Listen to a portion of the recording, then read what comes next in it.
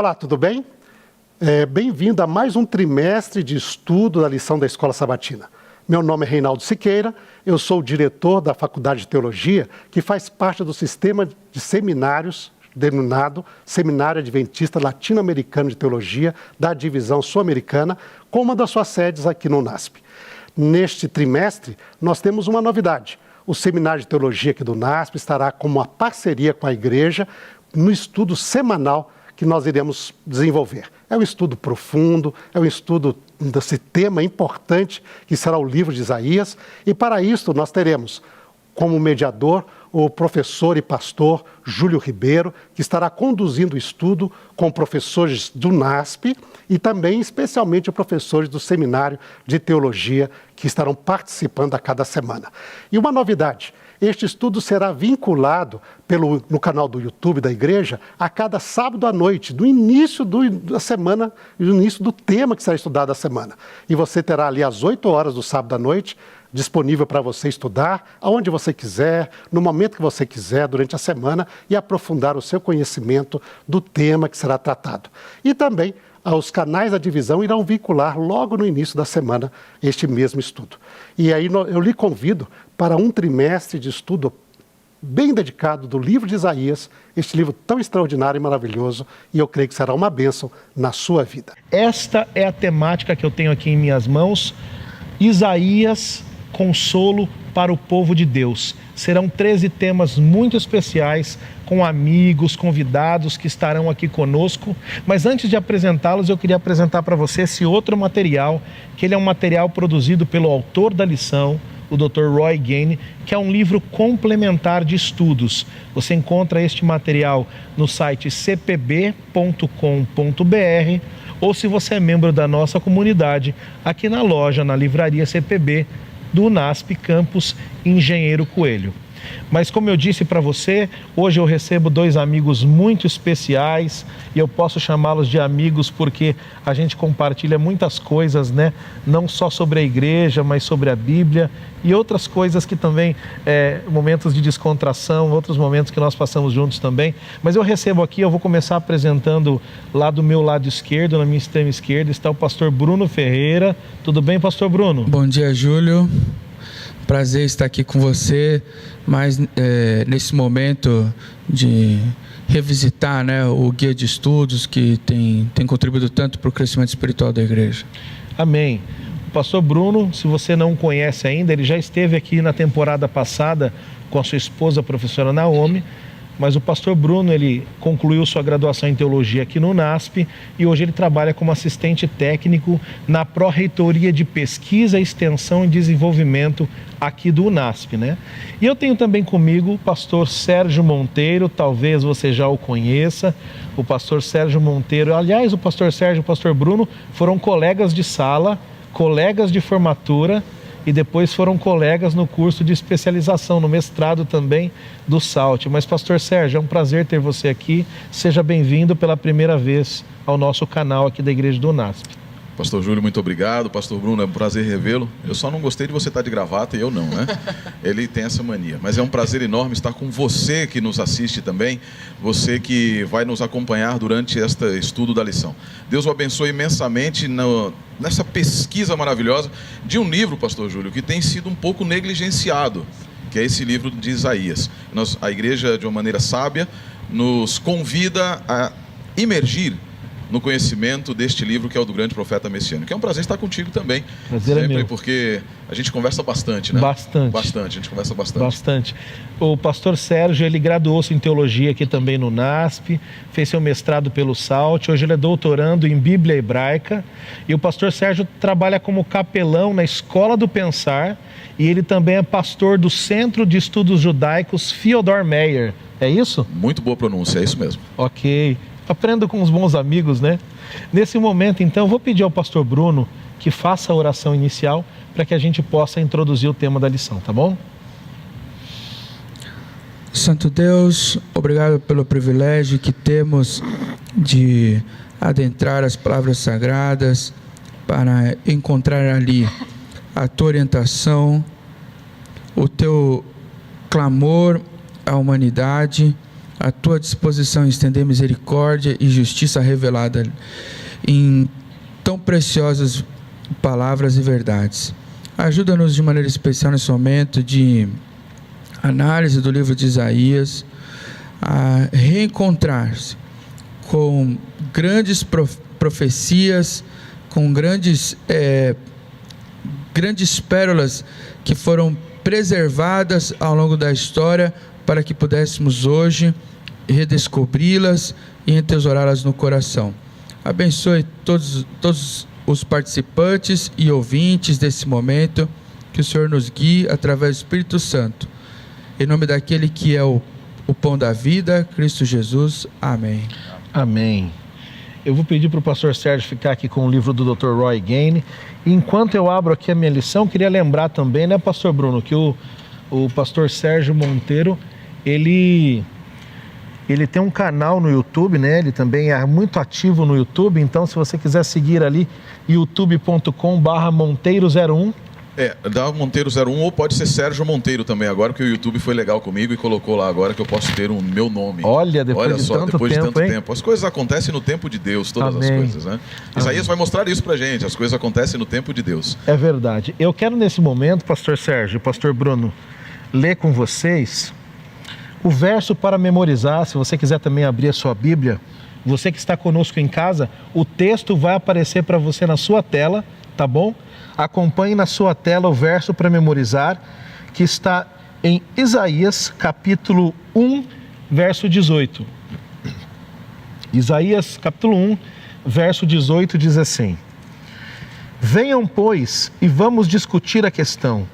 Ainda que os pecados de vocês sejam como a escarlate, eles se tornarão brancos como a neve.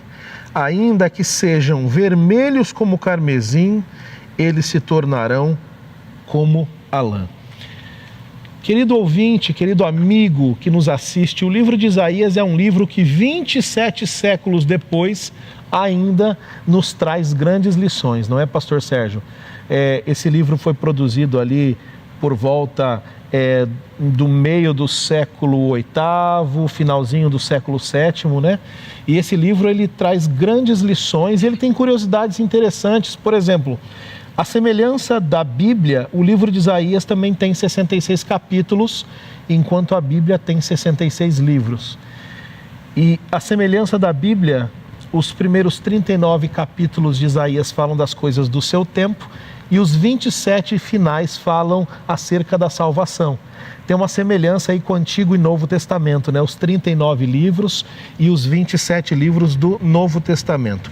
Bom, nós encontramos ali, pastor Sérgio, o nosso guia de estudo veio nos trazendo a apresentação inicial do livro com aquela expressão escutem, ó céus, escutai, ó céus, descrita ali em Isaías, capítulo 1, dos versos 1 ao 9, né? A minha pergunta para começar para você é: o que essa porção de Isaías 1, de 1 a 9, especialmente a exclamação que está no verso 2, como essa expressão, essa exclamação é vista ao longo da história?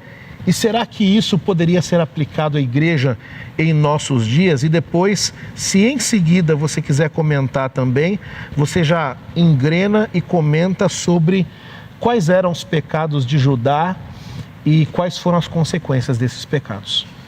Excelente pergunta. Nosso guia, a primeira lição, nos fala sobre crise de identidade. Não é? O grande e principal problema está relacionado com a crise de identidade. O povo havia se perdido. E é interessante porque, diferente dos profetas que apresentam todo o chamado, um chamado, uma elaboração maior de quem é ele, etc., o livro é lacônico em dizer que é a visão recebida por Isaías, filho de Amós, concernente a Judá e Jerusalém. Diz quem ele era, seu pai, e daí começa a dizer quem eram os reis durante o período nos quais Isaías havia profetizado. Essa expressão, ouça os céus, né, que em hebraico Shema Shamaim, e ela é até assonante, né? Ela tem uma aliteração, Shema Shamaim. Eu diria que talvez seja a expressão mais conhecida das Escrituras para todo judeu. E quando essas palavras caíram nos ouvidos de Isaías, e dos ouvidos de Isaías também nos ouvidos do povo, automaticamente a aliança veio à sua lembrança. Ouça céus, ouça terra. Deus chama de uma maneira fantástica os céus e a terra para serem testemunhas, e você vai encontrar essa mesma expressão lá na aliança, no estabelecimento da aliança que nós encontramos no livro de Levítico, capítulo 26, e também no livro de Deuteronômio, capítulo 28. E no capítulo 30, Deus fala, eu tomo hoje o céu e a terra por testemunha contra vocês. E olha o que Deus diz, olha, ouça céu e ouça terra. Obviamente, na cultura dos povos vizinhos, a ideia dos céus e da terra, porque os céus e a terra eram personificados. Você tinha Gerb e Orb, que eram os deuses egípcios da terra e do céu. Você tinha Nana e outros deuses também na cultura acadiana, na cultura de Ur. E você vai encontrar Deus dizendo assim, ouça céus e terra, não para conversar com os céus e a terra, mas para indicar a extensão na qual Deus agiria para com o povo de Israel. Qual é a extensão na qual Deus age? Independente de onde o povo de Israel esteja, ou de onde Israel esteja, Judá, Israel, eles necessariamente devem prestar contas a Deus. Por quê? Porque os céus e a terra, onde quer que eles estejam, servirão como testemunhas contra Judá, contra Israel. No caso específico aqui do texto de Isaías, contra Judá, porque eram com quem ele estava lidando, o reino do sul.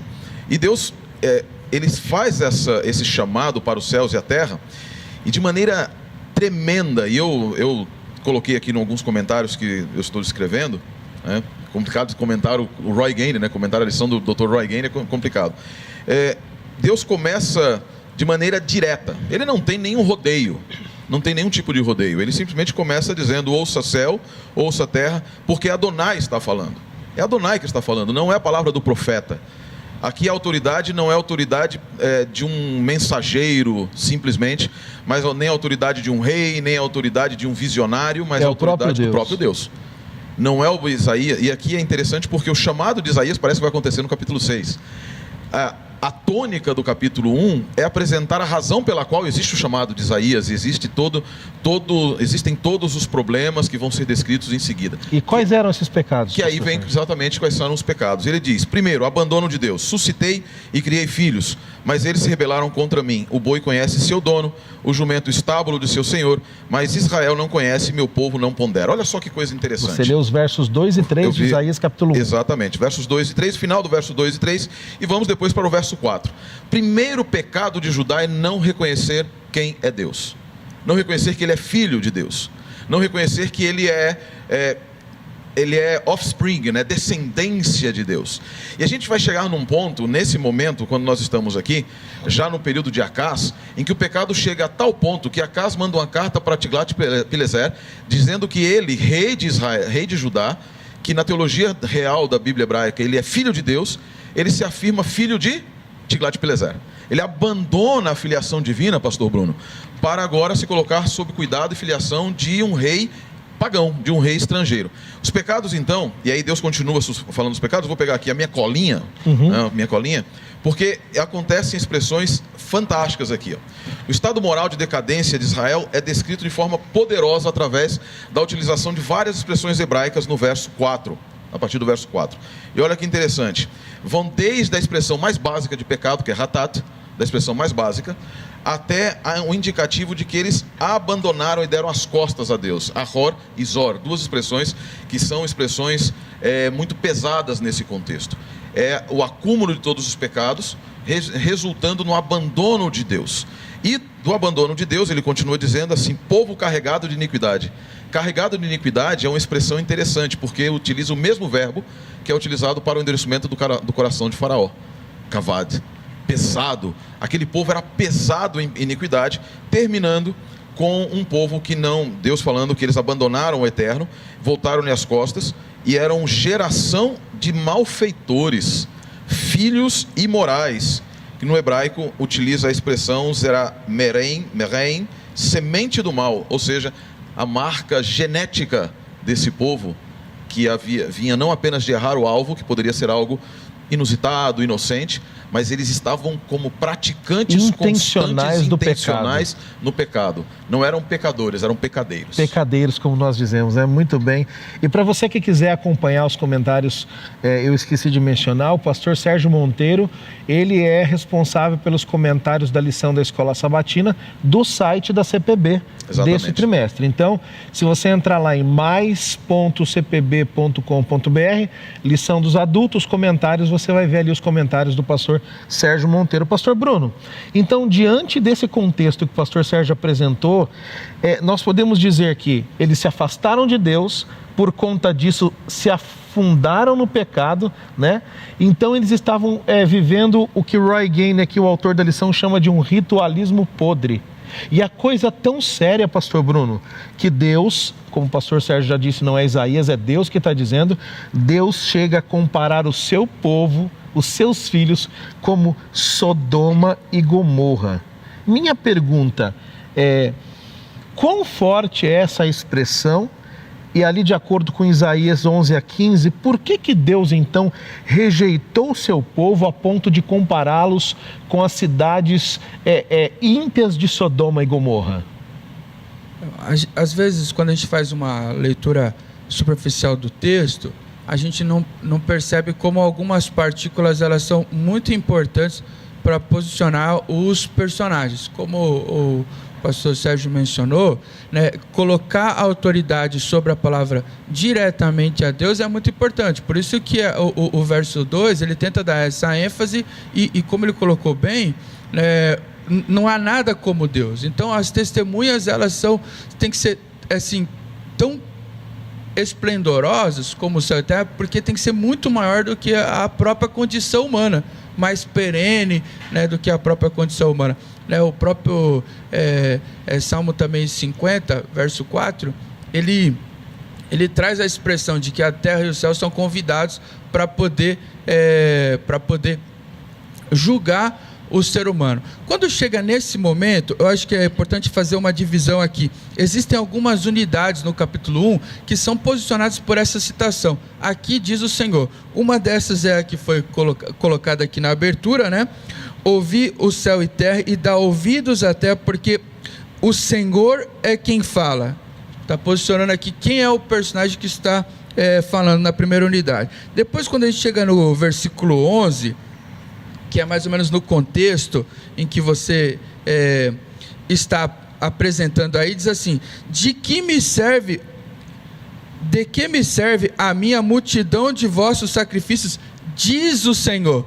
E depois o 18 também vai remeter a autoridade da expressão lá a Deus. É Deus quem está falando. Então isso vai demarcando algumas unidades textuais importantes.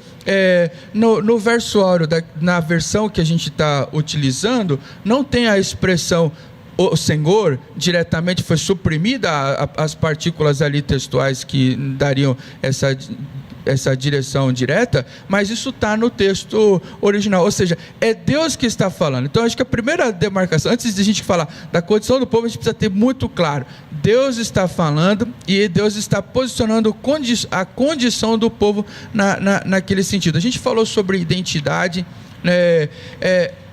existe uma discussão grande, né? Teóricos falam sobre identidade do aspecto pessoal, identidade do aspecto social. Nós estamos apresentando aqui características sociais desprezíveis que vão construir uma identidade de rebelião, de filhos rebeldes, e o texto, até a ele apontar para Sodoma e Gomorra, essa, vamos dizer assim, é a principal característica, a identidade de quem? De crianças que cresceram e se rebelaram, né? Essa é a condição de identidade social do povo. Quando chega em Sodoma e Gomorra, existe a primeira menção assim explícita a essa condição, vai acontecer no verso 9, que diz assim: se o Senhor dos Exércitos não tivesse deixado alguns sobreviventes, já nos teríamos tornado como Sodoma e semelhantes a Gomorra. A primeira menção direta a Sodoma e Gomorra aqui no texto do capítulo 1 vai falar da situação de quase extinção, né? Porque Sodoma e Gomorra é lembrada exatamente como o quê? A ação de justiça de Deus agindo ao ponto tal de levar à extinção. A identidade de Sodoma e Gomorra está associada à prática do pecado, à rebeldia, mas também está relacionada à extinção. Então nós podemos dizer aqui, pastor Bruno, que Deus ele usa o melhor exemplo ou o pior exemplo, que é Sodoma e Gomorra, em relação às atitudes e às práticas do povo, e ele usa também o exemplo dela em relação ao que teria ou estava para acontecer ao povo, em relação ao juízo que caiu sobre essa cidade. Ou seja, vocês estão praticando o mesmo que Sodoma e Gomorra praticavam e vocês quase foram extintos como elas foram extintas. Não sei se seria isso, o pastor Sérgio quer complementar? Olha, eu gostei muito do comentário do pastor Bruno, e eu queria só complementar aqui, pastor. Fica à vontade. Estou me sentindo em sala de aula de novo. Benção, eu também. benção, é uma maravilha. Há um conceito no Talmud, e há um conceito da cultura judaica, que é o conceito de kavaná. Kavaná é uma palavra hebraica que significa intenção, intencionalidade. Com qual intenção o povo fazia sacrifícios? Não era mais com a intenção, e fazia os rituais, as festas, as hagim, etc. A intenção não era se aproximar de Deus para obter dele o perdão, a intenção não era apresentar a Deus o seu arrependimento.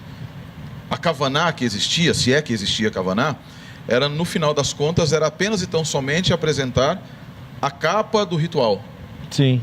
Os povos que viam diziam, eles continuam cultuando o seu Deus, mas o Deus que enxergava o coração diz, eles não estão me cultuando. É por isso que Jesus os chama depois de sepulcros caiados. Seria um bom exemplo, pastor Seria um Sérgio? excelente exemplo, porque a ideia de kavaná, para você ter ideia, é assim: quando você tira o dízimo, ou o bicurim, que são as primícias, o Talmud, no Tratado do Bicurim, diz o seguinte: caso você tire as suas, vote que algo é primícias, havia até 3 meses até você levar lá, e no meio do percurso você tire um pouco da intenção, aquelas primícias, por melhores que fossem, não são mais consideradas como primícias. Perfeito. Um sacrifício feito a Deus, e aí nós vamos encontrar aqui no capítulo 1, verso 11, por que são oferecidos a mim todos aqueles sacrifícios?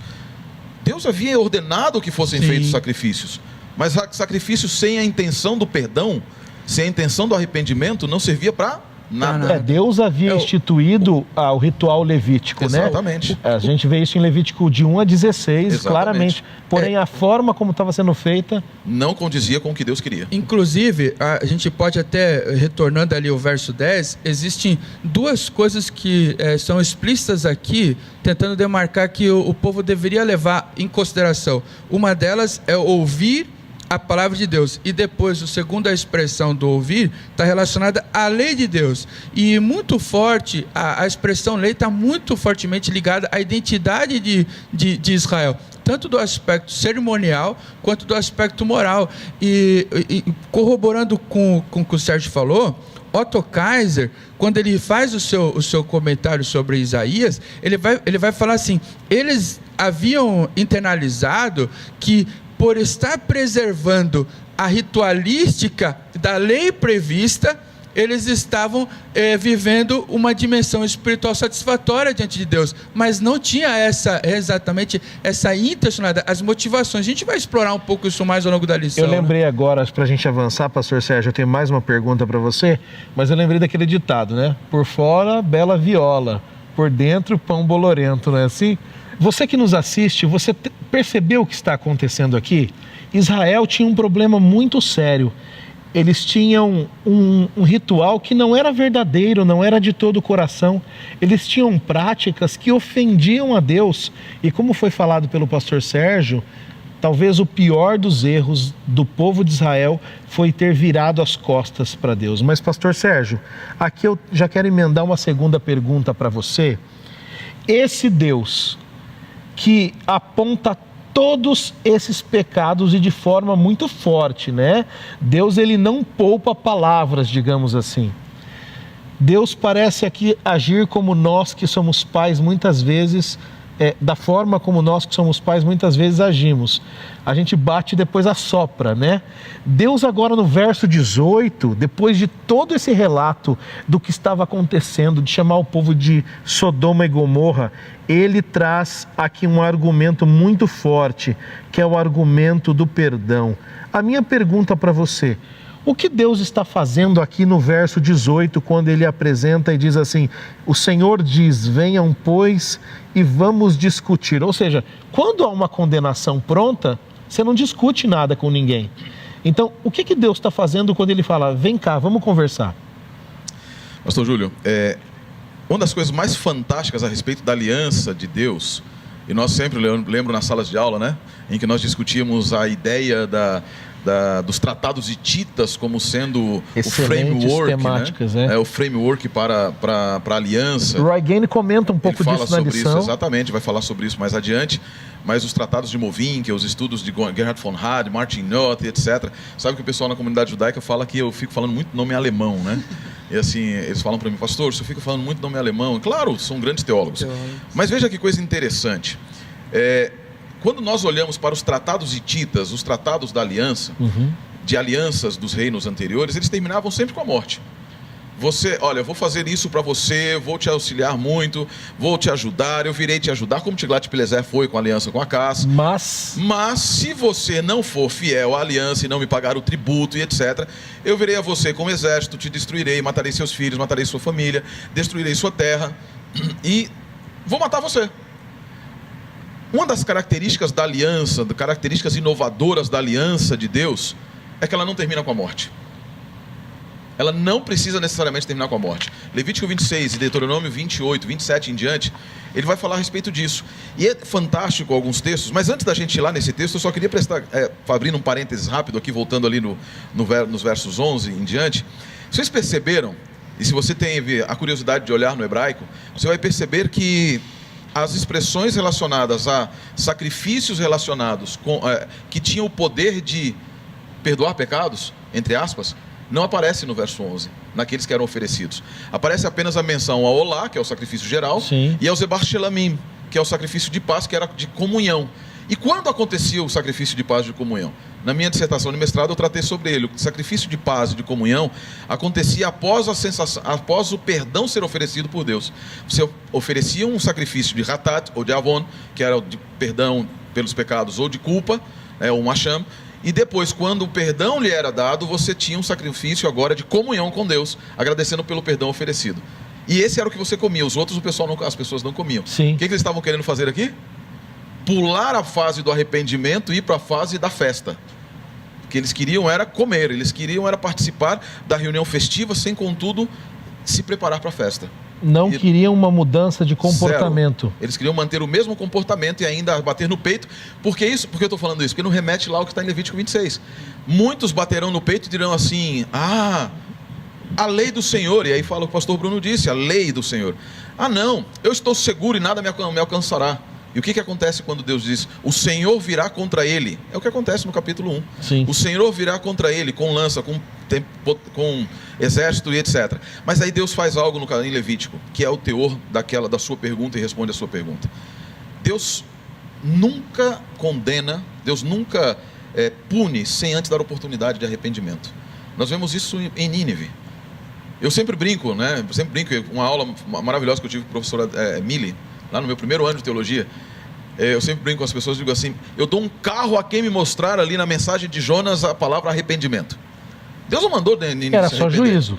Só juízo. Mas o juízo de Deus é sempre uma tentativa de fazer com que o homem retorne para Deus. Então eu já te faço uma pergunta. Como essa atitude divina poderia causar mudança de comportamento no coração do povo? Pelo reconhecimento de quem Deus é, pela demonstração do amor de Deus mesmo no meio de todos, nós vamos ver isso mais adiante também em outras situações, quando Acaz não quer pedir o sinal, e mais adiante o Dr. Gaine analisa isso, porque Isaías fala a respeito disso, até chegar no livro da Consolação, que é a partir do capítulo 40. Deus, na sua própria feitura da aliança, ao estabelecer a aliança, ele diz assim, no finalzinho eu termino com isso, ele diz assim, mesmo quando eu virei contra vocês e vos desterrarei. A punição máxima da aliança divina não é a morte, é o exílio. E por que o exílio? Porque ele diz assim, olha que fantástico você que nos assiste. E é isso que é retomado aqui. Vinde e conversemos e arrazoemos. Sabe o que ele diz? Ele diz assim, porque na terra para onde eu vos mandar, se você ouvir a minha voz, sim, eu circuncidarei o seu coração. E é isso que Deus busca, reconhecimento de que ele poderia tê-los matado, mas estava dando a eles uma nova oportunidade. E por isso ele chama: vinde e vamos conversar sobre os seus pecados. E é o exílio porque é a não extinção. A não extinção, exatamente. Que vai tentar construir ali a ideia com Sodoma e Gomorra, né? Tipo, Deus ele vai tentar... Então Deus, pastor Bruno, então Deus ele atenuou a punição, podemos dizer assim. Eles poderiam ter sido extintos, mas Deus deu uma punição que ainda tinha papel redentivo. Toda a punição de Deus tem papel redentivo. Muito bom. A punição da aliança não é o fim. A punição da aliança é a oportunidade para um novo recomeço. Isso que o pastor Sérgio colocou é tão importante que muitas vezes a gente passa meio desapercebido. Apesar do livro de Levíticos ele ser expansivo, quando a gente fala assim de rituais, né, do cerimonial, né, nós entendemos que a aliança, de certa forma, ela foi comunicada, e Ellen White tenta apresentar isso de maneira ampla nos seus escritos, que ela foi comunicada ao homem desde a saída ali do Éden e foi renovada com Abraão, né? Ela não foi simplesmente, ela apareceu do nada e sendo não comunicada. Tanto que a primeira história pós saída do Éden é uma história que envolve sacrifício.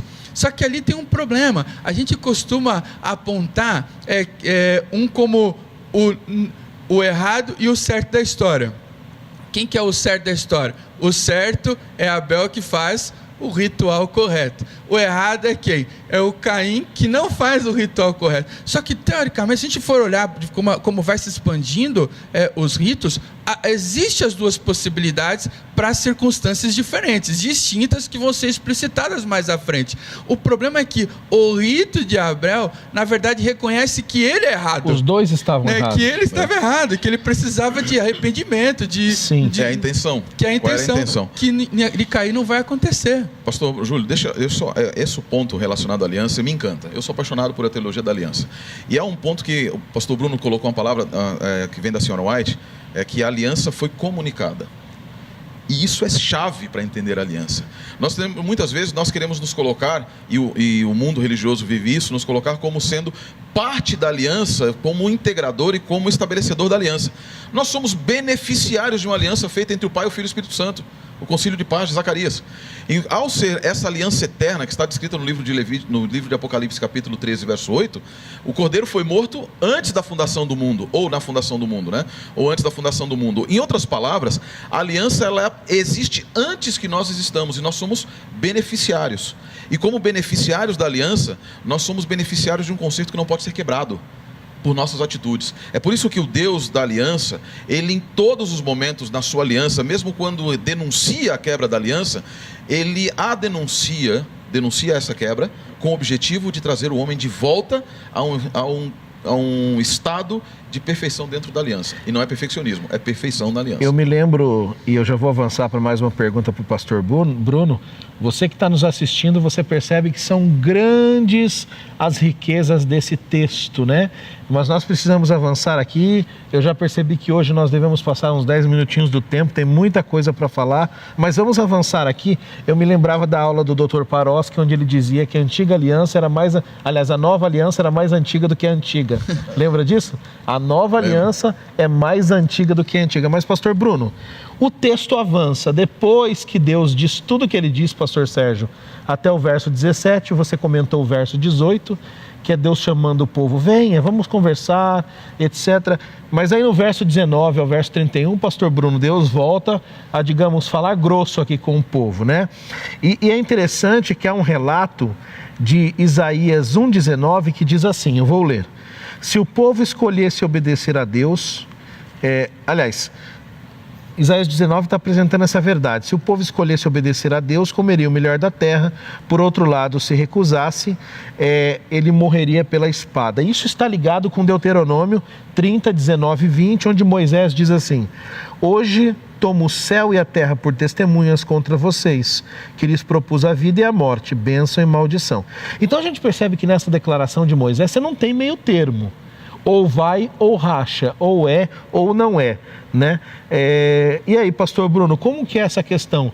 Ou devora o melhor da terra, se obedecer, mas se for desobediente, vai ser devorado pela espada? Como é que funciona isso? A gente tem, pelo menos aqui, né, a possibilidade de separar os textos que vão ali do 19 ao 31, acho que incluiria o 18 também. O 18, ele é bem especial, né? O pastor Sérgio comentou sobre ele. Ele é uma ponte, né, que liga a primeira parte com a segunda parte. Uma transição, exatamente isso. A transição. Mas a gente tem um bloco ali que começa então no 18, com diz o Senhor, e se encerra ali com porque a boca do Senhor o disse. Então a gente tem ali vamos dizer, falas diretas de Deus ao povo para um chamado à decisão. É um momento que Deus chama eles a tomarem uma decisão. E a partir desse momento, a gente é apresentado uma personagem, assim, ela se torna a personagem principal, que é quem? É a cidade infiel, cheia de injustiça. E assim, o uso de Jerusalém também é identitário para as condições do povo de Israel e Judá. Ela fala muitas vezes Deus ele vai endereçar características que ele gostaria que o povo tivesse, ou características litúrgicas, ou muitas outras características remetendo à cidade. Então, se a gente entrar só na cidade de Jerusalém, tem muitas outras ideias que podem ser exploradas aqui. Enquanto Sodoma e Gomorra eram exemplos negativos, Jerusalém era um exemplo positivo, podemos dizer assim. Só que é um contraponto, né? Deus vai apresentando pontos ruins, negativos de Jerusalém, e ao mesmo tempo ele vai apresentando o propósito e a aspiração dele para Jerusalém. Eu achei isso maravilhoso. No livro de Isaías. Exatamente isso que o pastor Bruno comentou. Desculpe te interromper, não, fica pastor. À vontade. Mas olha só, ele fala... Eu enxergo aqui numa análise narrativa em que Deus ele vai dialogando com Jerusalém e ele vai expressando seus desejos para Jerusalém. E ele fala, olha que interessante, no verso 21 ele fala: a cidade fiel se tornou prostituta, ela estava uma vez cheia de justiça, a retidão hospedava-se nela, mas agora apenas assassinos. É um desabafo divino. E aí nele ele continua falando disso. Depois no verso 24, portanto, diz o Eterno, Adonai Tsevaot, o poderoso de Israel, eu me livrarei de Israel? Não, dos meus inimigos. Olha que interessante, eu me livrarei dos meus adversários, me vingarei dos meus inimigos, mas também voltarei minha mão contra você. E ele não diz que vai destruir Judá. Ele quer purificar Judá. Exatamente. Purificar. As ações de Deus para com o seu povo, no contexto que nós estamos estudando, são de denunciar os seus erros, não é passar a mão nas costas, nem como diz hoje a expressão do passar pano, passar o pano, né? Não está passando o pano, mas ele também diz: eu vou purificar você. Eu não vou te aceitar como você está. Não me serve. Mas eu também não quero te destruir. Não vou te destruir. Eu não sei se o pastor Bruno quer complementar alguma coisa. Uma coisa que talvez que é importante ressaltar, ali do 29 a 31, Deus diretamente vai falar sobre o seu propósito de extinguir a idolatria, que é antagônico, mas é real. Ao mesmo tempo que eles preservam todo o ritualístico judaico, segundo a lei, eles são desobedientes, eles são considerados idólatras, né? Ou seja, a palavra aqui talvez seria incoerência. Completa hipocrisia. Completa incoerência. Eles dizem obedecer à lei, mas estão sendo condenados exatamente por ela, né? Porque não obedecem à lei. Porque a essência da lei é o próprio Deus, é o seu caráter divino, né? Pastor Sérgio, eu já quero emendar aqui, pastor Bruno, se você me permite, vamos saltar do capítulo 1 para o capítulo 5, e essa é a última pergunta que eu tenho para você essa manhã, depois tenho mais uma para o pastor Bruno, e você que está acompanhando a gente em casa, você percebe que teria muita coisa para falar, mas se a gente falar tudo aqui, você não estuda a lição na sua casa. Então você tem o seu guia de estudo, não é verdade? Complementando aqui com o que a gente está discutindo, você vai chegar ao conhecimento profundo de Isaías. Tem um cântico de amor aqui, pastor Sérgio, que é chamado de cântico de amor em Isaías 5, né? De 1 a 7. Comenta um pouco desse cântico para nós. Ele começa bonito, romantizado, mas parece que ele vai ficando meio mórbido, tenebroso para o final. Como é que é essa parábola de Isaías 5, de 1 a 7, esse cântico? Na verdade, é interessante porque assim, as nossas divisões de capítulos da Bíblia acabam, às vezes, tirando um pouco do contexto, né? É verdade. E se nós voltarmos um pouco ali no capítulo 4, verso 4, olha o que é dito. Não, vamos ler um pedacinho ali, diz assim, rapidamente. Quando Adonai eliminar a sujeira das mulheres de Sião e limpar Jerusalém do sangue derramado nela com julgamento de fogo, Adonai criará sobre todo o monte de Sião e sobre quem se reúne ali, uma nuvem de fumaça durante o dia e um fogo chamejante para iluminar a noite. Nós retornamos à figura do Êxodo. Perfeito. Pois a glória estará sobre todas as coisas como um palio nupcial, que aqui na minha tradução diz rupá. E aí diz assim, a sucá, ou seja, a tenda, dará sombra durante o dia para proteger do calor. Ela também proverá refúgio e cobertura contra a tempestade e a chuva. Com essa perspectiva do Êxodo, de Deus trazendo a nação para o deserto e cuidando delas, é que vem o cântico. E esse preparo de casamento. E aí Deus diz assim, quero cantar uma canção para quem amo. Uma canção sobre o meu amado e sua vinha. Meu amado possui uma vinha em uma coluna muito fértil. Veja só, ele cuida. Nós voltamos à figura do capítulo 1, em que Deus se apresenta como aquele que cuida, Sim. que trouxe filhos e os criou, mas agora não fala mais de filhos, não fala mais da inocência dos filhos, que é até justificável quando eles erram.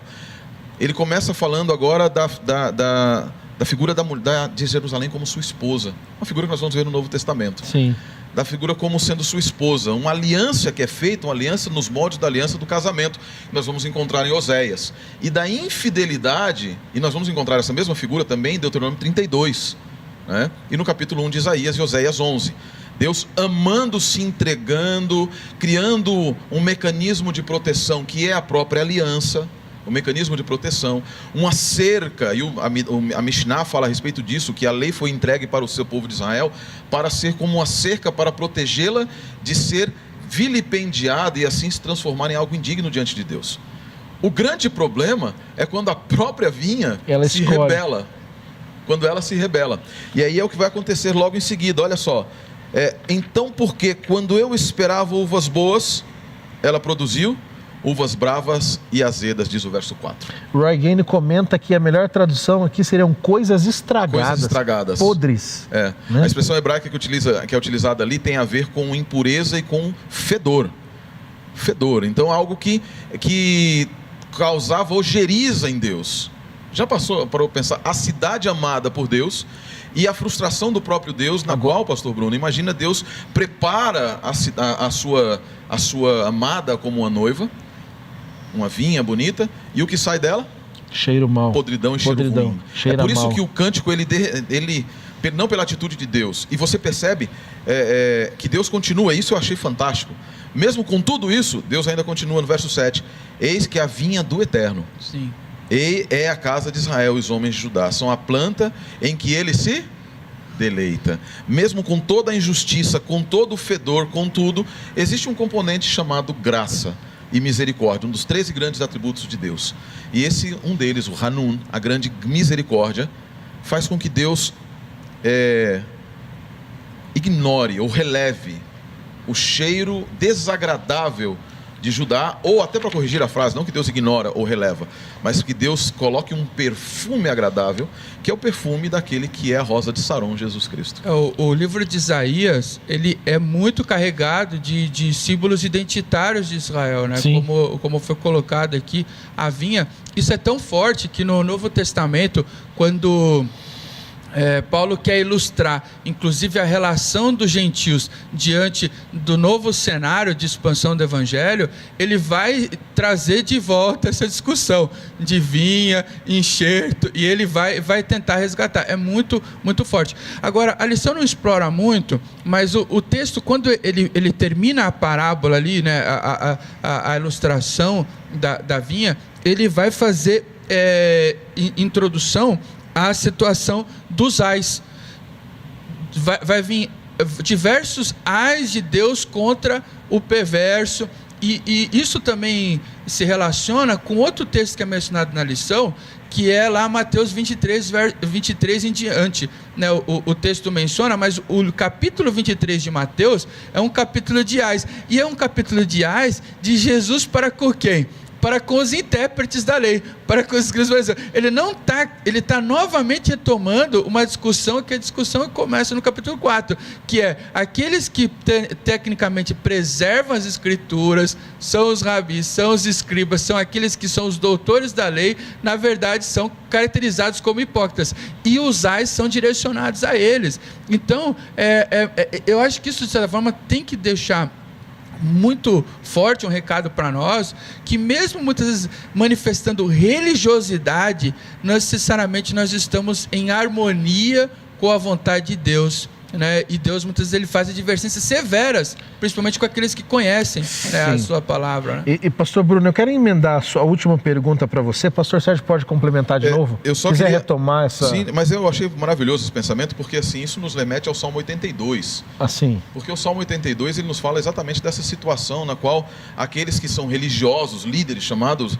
no verso 6 de Elohim, né, eles apresentam características de imundos, ímpios, injustos, e são os ais que são descritos aqui no capítulo 5 de Isaías, que se levantam pela manhã para preparar bebida forte, que humilham aqueles que são pobres, e parece que sai do aspecto da religiosidade vertical para um aspecto de religiosidade prática. A religiosidade, efetivamente, nós não podemos transformar o evangelho apenas em evangelho social, mas não podemos nos esquecer do aspecto social, que é essa uma dimensão importante. Extremamente importante, porque a sua relação com Deus e a denúncia, por exemplo, dos Salmos de Asaf, as denúncias de Isaías, de Miqueias e de outros, tem a ver com religiosos, e percebam que as denúncias às vezes não são para o povo, são de religiosos. Quem roubava o dízimo em Miqueias não era o povo em si, eram os religiosos, os líderes. E esses que roubavam, eles tinham aparência de piedade. Aí nós voltamos ao contexto de Mateus, bem posto pelo pastor Bruno, mas em Mateus 23. Jesus eu ia mencionar esse texto agora. Jesus diz o quê? A prática e o discurso. Exatamente. Jesus diz assim: vocês prestem atenção no que falam os fariseus. Está correto. Eles estão corretos. Sentam-se na cadeira de Moisés, mas não façam o que eles fazem. Exatamente. Não façam o que eles fazem. Então essa religiosidade, que é uma casca e que na verdade serve como uma barreira para que você impeça outras pessoas de se aproximarem da religião verdadeira, que é a religação com Deus, ela é denunciada por Isaías, por Asaf, por Miqueias, pelos grandes profetas e em todas as escrituras, porque a verdadeira religião é que nos aproxima de Deus e não aquela que é utilizada para afastar os outros por causa da nossa aparência de religiosidade. E aí eu já emendo a última pergunta ao pastor Bruno. Nós estamos chegando ao final, temos mais alguns minutinhos para encerrar aqui. Eu tenho que fazer essa última pergunta. Como que nós podemos então nos ser lavados, pastor Bruno? E como Jesus ele transfere agora, pastor Sérgio pode complementar depois, como ele transfere esse cântico, onde Deus parece estar espantado porque usou a melhor terra, a melhor semente e nasceu uva estragada. Como Jesus transfere isso para o Novo Testamento, quando ele fala sobre o cântico da vinha? E qual é a relação que existe entre exatamente o perdão que Deus oferece e a transformação que ele espera que seja operado nesse povo, que sua boca o adora, mas de todo o coração está longe dele? A expressão lavar, ela se encontra em Isaías capítulo 1, verso 16. Né? Eu acho que é bom resgatar esse texto aqui, porque fala da materialização da religião pura. A gente tem aqui no verso 16 e 17 o seguinte contexto aqui: lavai-vos, purificai-vos, tirai a maldade de vossos atos diante dos meus olhos, cessai de fazer o mal. E aí Deus vai para uma parte bem explícita do que ele está querendo dizer: aprenda a fazer o bem, atendei à justiça. E aqui é muito interessante, a gente poderia olhar para a continuidade do texto e enxergar aqui como misericórdia, mas Deus está mencionando a expressão justiça aqui, ó: repreendei o opressor, defendei o direito do órfão, pleiteai a causa dos viúvos. Geralmente nós classificaríamos esses atos como atos de misericórdia, mas aqui no texto não trabalha como atos de misericórdia, mas como atos de justiça. E isso é muito forte. Por que é muito forte? Hoje, a gente muitas vezes tem desassociado, ou tem um sermão estritamente escatológico, centrado na terceira mensagem angélica e muitas vezes desconectado do quê? De que Deus quer um reino. Pedro, ele vai explorar isso na segunda carta, dizendo que nós ansiamos uma terra de quê? De justiça. E para haver essa justiça no governo, no funcionamento social, é necessário atitudes do ser humano para com Deus e para com o semelhante. Mas por outro lado, pastor Bruno, no outro extremo nós vemos sermões estritamente voltados às questões sociais, como se esquecessem que o reino de Deus ele começa aqui, mas ele não é aqui. Eu gosto muito do como Ellen White trabalha essa temática lá no Benefício Social, porque isso a gente vai encontrar inclusive mais à frente em Isaías. Isaías 58 vai falar do papel identitário do sábado, mas também vai falar do papel identitário desses atos de justiça. Sim. Em Isaías 58, muito declarado, falando inclusive assim: eu não vou aceitar esse jejum de vocês que não vem carregado dessas atitudes de justiça. E Ellen White fala que não existe separação entre a terceira mensagem angélica e Isaías 58. Na verdade, eles são complementares. É através de Isaías 58 que a gente vê manifesto o reino vindouro, né? Tipo, que nós estamos proclamando. Olha, é fantástica essa lição de Isaías. Existe um conceito judaico que é chamado Tikkun Olam. O Tikkun Olam é a melhoria do mundo. E nós precisamos trabalhar o Tikkun Olam. É ato humano o Tikkun Olam. Mas ele não toma o lugar do Evangelho. O lugar do Evangelho verdadeiro é proclamar aquilo que foi proclamado por Deus. O foco do Evangelho, o foco da mensagem bíblica é preparar um povo, não é para viver nessa terra, é uma terra de justiça nessa terra. Aqui nós vamos ter sempre injustiça. Aqui nós vamos ter sempre ideologias, nós vamos ter sempre discussões que afastam do foco verdadeiro. Quando nós vemos muitos sermões, como o pastor Júlio lembrou, nós vemos sermões que estão mais preocupados com este mundo do que com o mundo vindouro, eu me preocupo com essas pessoas estarem prontas para esse mundo e não prontas para o próximo. Preocupadas demais com ideologias políticas e etc. E afastadas da ideologia do que está no cântico que nós acabamos de ler, por exemplo. E aí eu retomo aquilo que o senhor disse, pastor, que diz assim lá no capítulo 5, verso 20: ai dos que chamam o mal bem, e ao bem mal, que transformam as trevas em luz e a luz em trevas. Para mim, e eu queria deixar para você nessa manhã, tarde, noite, quando você estiver assistindo também, eu queria deixar para você a seguinte mensagem: o verdadeiro foco tem que ser a lei de Deus. Qualquer desvio da instrução de Deus, que é Torá, qualquer desvio da instrução de Deus, vai te levar para um caminho errado. E aí eu respondo a sua pergunta: como é que nós somos lavados? É quando Cristo transfere pela sua graça e pelos seus méritos o conhecimento da Torá externo em pedras para o nosso coração. Amém. E aí nesse momento nós passamos a entender e enxergar o que é o bem, não pela sociologia, filosofia ou qualquer outra coisa, mas pela mente de Deus, quando nós alinharmos nossa perspectiva com Ele. Amém. Isso que o pastor Sérgio colocou é tão sério que às vezes a gente não enxerga, muitas vezes isso, inclusive nas palavras de Cristo, quando Ele fala que eu não vim, de certa forma nenhuma, para ir contra a lei, mas eu vim para cumprir. Porque é muito forte, no próprio período de Cristo, ali na relação com os romanos, um discurso de extremamente briga, né, e ruptura com as estruturas sociais. Você tinha muita gente falando contra a opressão, você tinha muita gente falando contra o Império Romano, você tinha muita gente com muitos discursos que eram importantes do aspecto social, só que o que acontece? O discurso ele não representava numa doação prática, na entrega do indivíduo servindo. E Jesus ele fez o contrário. Jesus ele muitas vezes ele quis dizer assim: estão muito preocupados com uma liberdade externa e a liberdade está mais perto de você. O cara pediu para você carregar uma milha, é sua obrigação? Vai com ele 2. Tipo, até uma é sua obrigação. Vamos fazer o seguinte, Faz mais.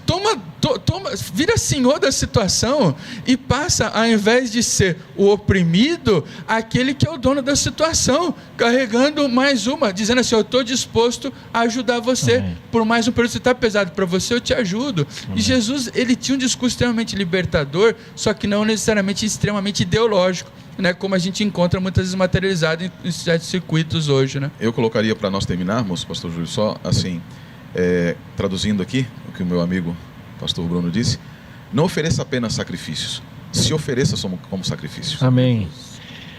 Você que nos assiste em casa, você percebeu, teremos muita coisa mais para falar, mas eu creio que fomos muito abençoados neste momento de estudo. Então perceba, Deus, ele não deixa de denunciar o pecado do povo. Por outro lado, ele dá o perdão.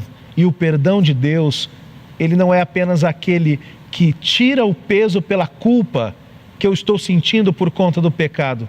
É um perdão que traz transformação e novidade de vida. Creia nisso. Pastor Bruno, pastor Sérgio, muito obrigado. Foi um privilégio para mim ter vocês dois aqui, dois amigos, e eu creio que quem nos assistir, no horário que nos assistir, será muito abençoado. Então, em um minutinho, pastor Bruno e pastor Sérgio, olhando para a nossa câmera, qual a sua palavra final para aqueles que estão nos assistindo, para nós orarmos e encerrarmos? Eu gosto muito do exórdio ali de Hebreus, os 4 primeiros versos, né, que fala que Deus falou de muitas formas, diversas maneiras. Deus não se cansa de se comunicar com o ser humano, mesmo rebelde. Amém. Mas ele vai terminando o exórdio falando que hoje ele nos fala através do Filho. Então o que acontece? Às vezes a gente se perde um pouco na teologia, na discussão teológica, mas quando a gente olha para Cristo, a gente vê a vida manifesta de alguém que vive em comunhão com Deus. Amém. Eu acho que o livro de Isaías, ele vai, de certa forma, desvendar, tirar a cortina para a gente de forma bem ampla do que era o Messias aguardado e por que Deus estava oferecendo e o que Deus está oferecendo mesmo para um povo rebelde. O livro vai ser, acho que talvez vai ser uma das lições mais bonitas que nós vamos explorar nos últimos tempos. Amém. Primeiro, muito obrigado, pastor Júlio, pelo convite. Obrigado, pastor Bruno, pela participação também.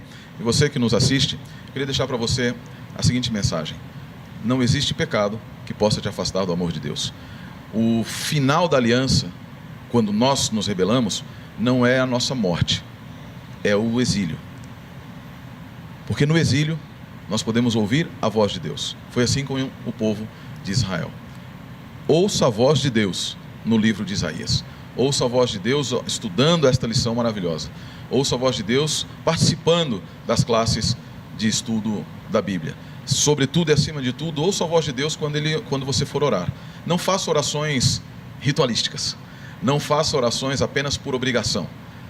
Ore com o verdadeiro, com o profundo desejo de encontrar Jesus Cristo e que o Espírito Santo faça morada em tua vida. E que Deus abençoe a tua existência e que Deus nos dê o benefício, nos dê o privilégio, a honra de nos encontrarmos nas mansões celestiais. Amém. Encerre para nós com uma oração, pastor Sérgio, por favor. Nos acompanhe na oração. Querido e amado Pai, Senhor dos Exércitos, nosso Deus, nosso Criador, louvado seja o Teu nome pelo Teu cuidado, pelo Teu amor. Obrigado, Pai, pelas mensagens de convite, de arrependimento, de denúncia do nosso pecado e de convite ao arrependimento que nós encontramos no livro de Isaías, nestes primeiros capítulos do livro de Isaías. Obrigado, Senhor, porque apesar das nossas dificuldades, dos nossos pecados, o Senhor ainda nos chama de vinha do eterno. E obrigado, Pai, porque, como nós veremos adiante no livro de Isaías, a salvação foi proporcionada, foi planejada, foi proporcionada e está sendo realizada. Que nós estejamos prontos dentro em breve para a glorificação. Nos acompanha, Pai, conforme Tu tens nos acompanhado, pela presença do Teu Santo Espírito, pela qual agradecemos, no estudo deste livro maravilhoso. Abençoa a esta igreja que é Tua, em nome do Messias, nós oramos. Amém, Senhor. Muito obrigado pela sua presença conosco e não se esqueça de seguir a Igreja do NASP nas redes sociais, não se esqueça de se inscrever e ativar as notificações e lembre-se, nesse novo formato, nessa nova temporada, todo sábado às 20 horas, às 8 da noite, você tem um novo vídeo, uma nova temática. E eu já te convido para na próxima semana nós estudarmos o tema número 2 desta lição. E o tema será crise de liderança. Que Deus abençoe você e você tenha uma semana abençoada. Até mais.